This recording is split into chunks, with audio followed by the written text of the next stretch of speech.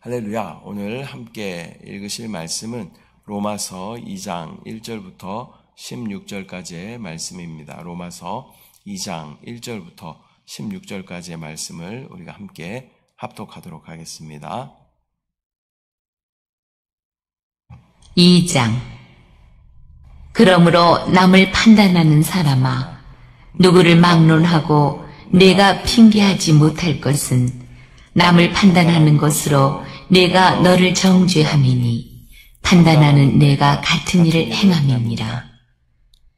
이런 일을 행하는 자에게 하나님의 심판이 진리대로 되는 줄 우리가 아노라. 이런 일을 행하는 자를 판단하고도 같은 일을 행하는 사람아, 내가 하나님의 심판을 피할 줄로 생각하느냐? 혹 내가 하나님의 인자하심이 너를 인도하여 회개하게 하심을 알지 못하여 그의 인자하심과 용납하심과 길이 참으심이 풍성함을 멸시하느냐? 다만 내 고집과 회개하지 아니한 마음을 따라 진노의 날, 곧 하나님의 의로우신 심판이 나타나는 그날에 임할 진노를 내게 쌓는도다. 하나님께서 각 사람에게 그 행한 대로 보응하시되 참고 선을 행하여 영광과 존귀와 썩지 아니함을 구하는 자에게는 영생으로 하시고, 오직 당을 지어 진리를 따르지 아니하고 불의를 따르는 자에게는 진노와 분노로 하시리라. 악을 행하는 각 사람의 영에는 환난과 곤고가 있으리니 먼저는 유대인에게요 그리고 헬라인에게며, 선을 행하는 각 사람에게는 영광과 존귀와 평강이 있으리니 먼저는 유대인에게요 그리고 헬라인에게라. 이는 하나님께서 외모로 사람을 취하지 아니하심이라. 무릇 율법 없이 범죄한 자는 또한 율법 없이 망하고, 무릇 율법이 있고 범죄한 자는 율법으로 말미암아 심판을 받으리라. 하나님 앞에서는 율법을 듣는 자가 의인이 아니요 오직 율법을 행하는 자라야 의롭다 하심을 얻으리니, 율법 없는 이방인이 본성으로 율법의 일을 행할 때에는 이 사람은 율법이 없어도 자기가 자기에게 율법이 되나니, 이런 이들은 그 양심이 증거가 되어 그 생각들이 서로 혹은 고발하며 혹은 변명하여 그 마음에 새긴 율법의 행위를 나타내느니라. 곧 나의 복음에 이른 바와 같이 하나님이 예수 그리스도로 말미암아 사람들의 은밀한 것을 심판하시는 그날이라. 아멘. 할렐루야. 오늘은 로마서 2장 1절부터 16절까지의 말씀을 우리가 함께 읽었습니다. 1절부터 보면 어제 읽은 본문에서는 이 모든 사람의 불의에 대하여 기록하였다면 2장에서는 유대인의 불의에 대하여 기록하고 있습니다. 어제 읽은 1장 32절에서는 이 사람들의 마음이 너무나 타락하여 자기들이 죄를 지을 뿐만 아니라 또 죄로 인해 심판받을 것을 알면서도 그 죄를 승인하고 또 한 발 더 나아가 그 죄를 또 격려하는 모습을 또 보게 됩니다. 이들의 모습도 하나님을 기만하는 이 교만한 모습이지만 이에 못지않게 또 유대인들은 자기들이 선택받았다는 그런 선민의식이 있었죠. 선택받은 그 백성이라는 이유로 하나님을 기만하는 교만함을 보여주고 있는 유대인들의 모습을 이야기하고 있는 것입니다. 1절에서 함부로 남을 판단하는 사람들에게 사도 바울은 네가 판단하는 그 판단으로 네가 판단을 받게 될 것이다 라고 말하고 있습니다. 따라서 남을 판단하기 전에 너 자신을 먼저 돌아보라는 사도 바울의 권면인 것입니다. 우리는 우리 눈에 들보는 보지 못하고 다른 사람들의 눈에 티를 들보만큼 확대해서 이야기하고 비판하고 판단하는 것을 종종 그런 행함이 우리 가운데 있죠.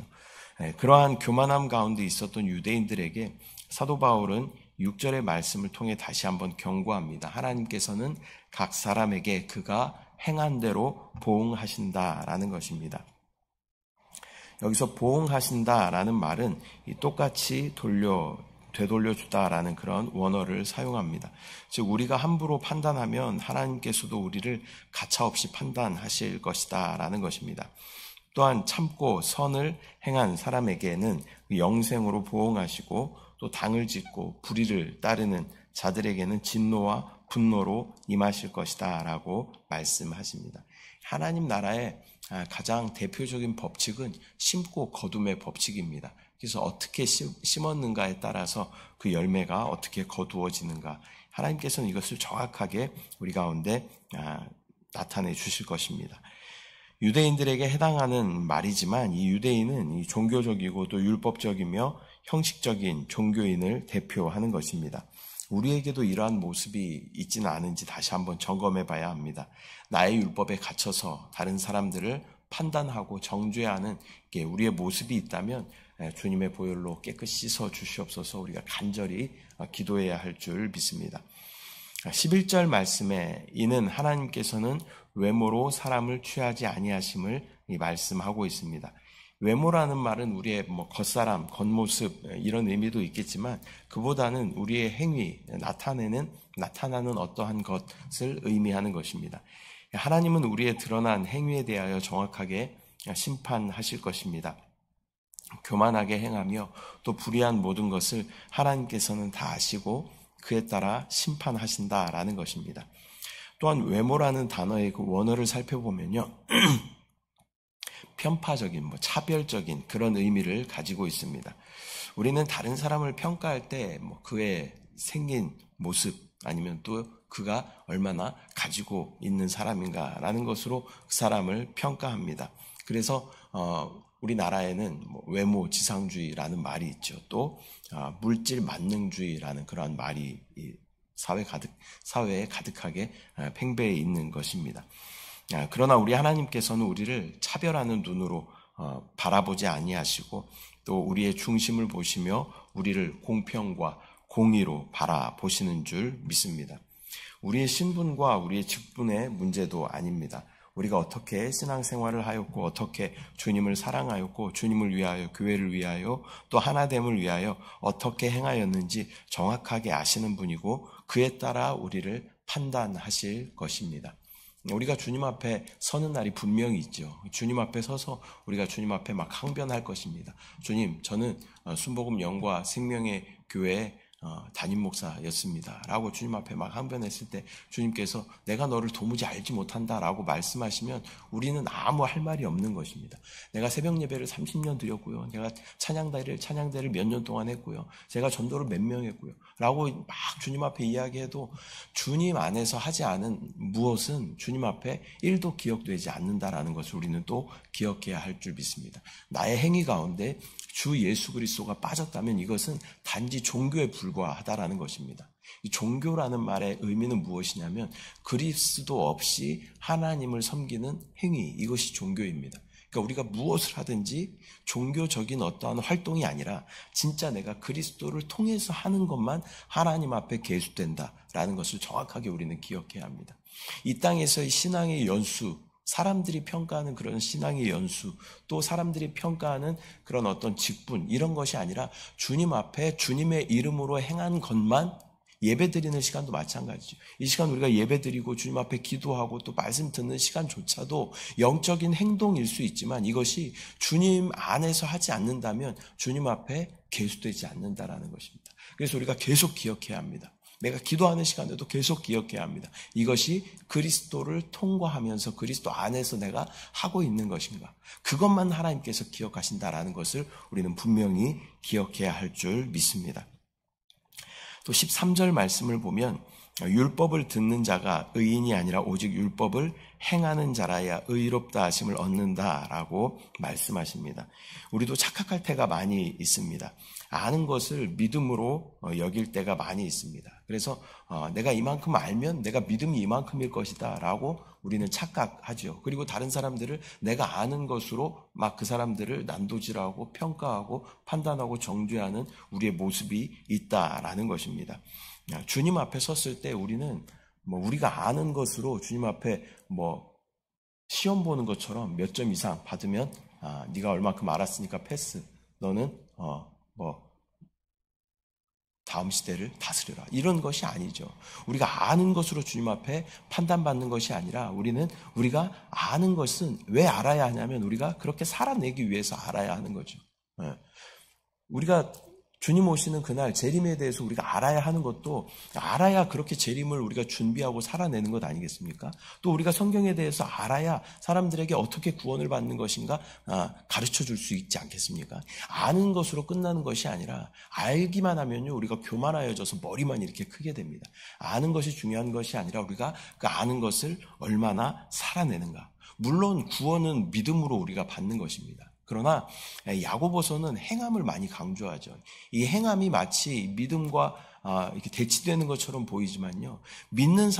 만약 믿는 사람이 그렇게 안다면 진짜 내가 믿고 그것을 알았다면 우리는 반드시 행하는 믿음이 우리 가운데 있다라는 것입니다. 이 행함과 믿음이 반대되는 것이 아니라 믿음이 우리가 점점 더 커지면 커질수록 우리 안에 행함도 점점 커지게 된다라는 것을 우리는 기억해야 할 줄 믿습니다.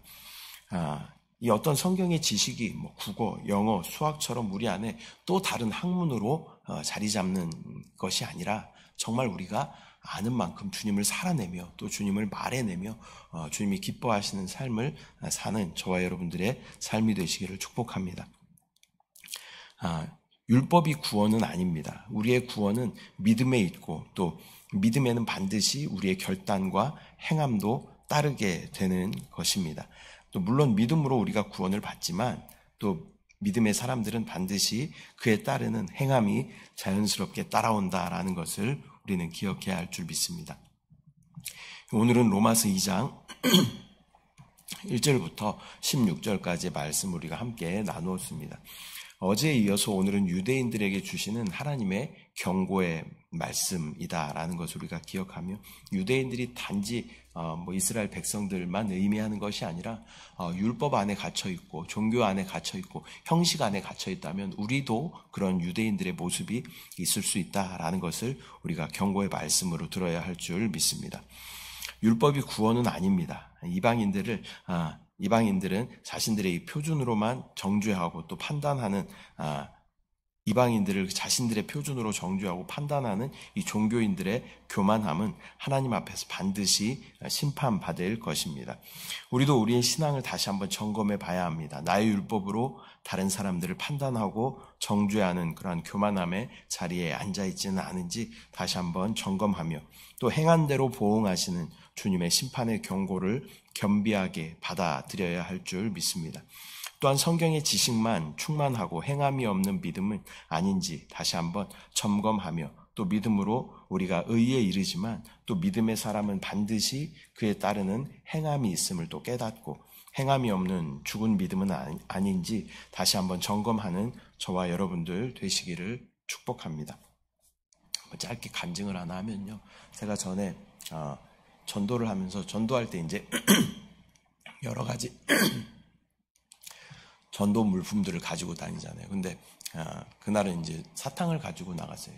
추파춥스 사탕, 이렇게 막대 사탕을 가지고 나갔는데 그 사탕을 이렇게 보는데 전도를 하면서 이렇게 사탕을 보는데 깨닫는 것이 있었습니다. 이 사탕의 모습이 나의 모습을 아닐까라는 생각이 들었어요.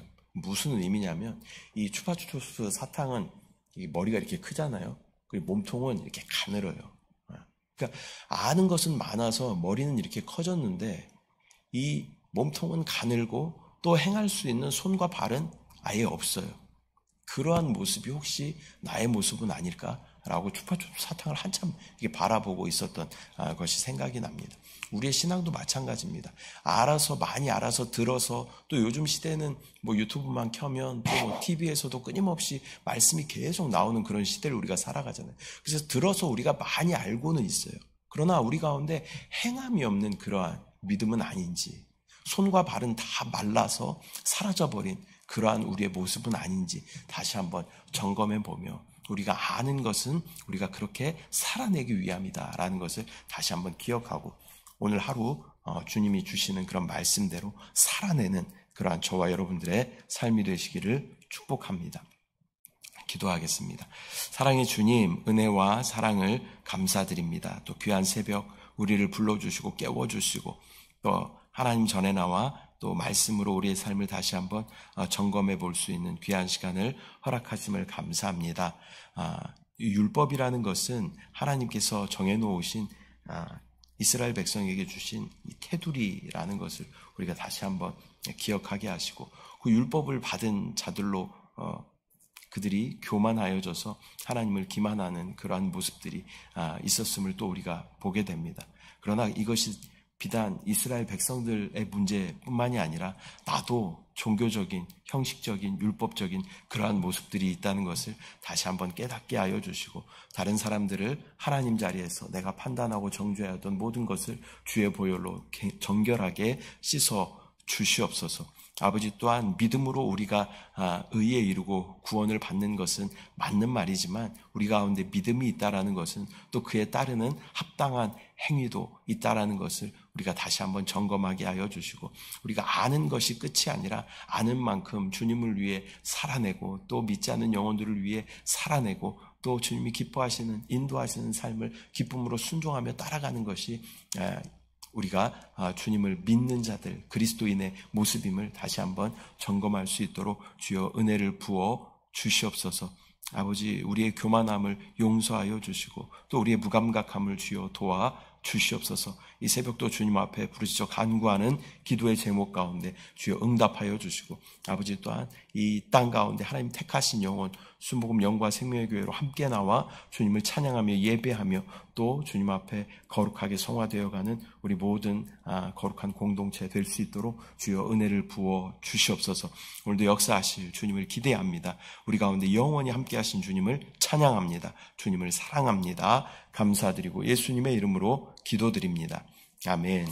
하늘에 계신 우리 아버지여, 이름이 거룩히 여김을 받으시오며 나라가 임하시오며 뜻이 하늘에서 이루어진 것 같이 땅에서도 이루어지이다.